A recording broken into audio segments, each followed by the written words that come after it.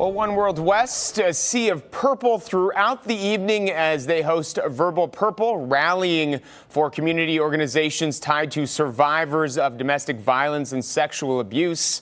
News 13's Justin Berger reports.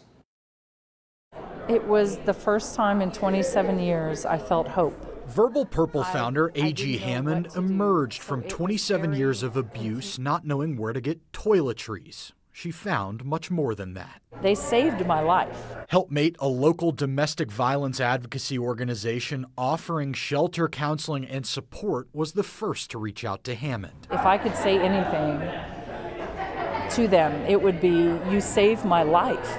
You changed my life. You made me know that I'm human, that I am worthy, and that I'm a person and I'm not a thing to be hurt. And now, because of funding cuts for the Victims of Crime Act, that's all in jeopardy. Helpmate, we cut a lot of things, and we also had to lay off a couple of staff as well. And those kinds of cuts are kind of across victim service provider agencies. According to the National Network to End Domestic Violence, VOCA is facing a 40% cut in federal fiscal year 2024. That equals $700 million. They're so important. I just have to emphasize that. It's completely important to this community.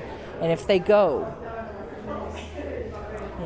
Katrin Doyle, outreach coordinator with Helpmate, says 1 in 3 women, 1 in 4 men, and half of trans and non-binary people will experience intimate partner domestic violence at one point in their life. I think people feel very alone naturally when they experience things like this, and what's most important is that we feel a sense of community. And that's why Hammond created Verbal Purple. Sunday night, survivors shared, music played,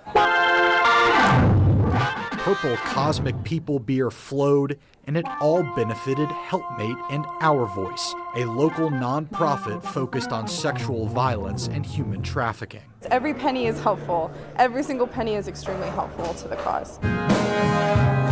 It's really important, and it's because we don't talk about it because it makes us uncomfortable, that events like this that kind of bring people together to discuss it are really important. you can change a person's life just by one little dash of hope. In Asheville, Justin Berger, News 13.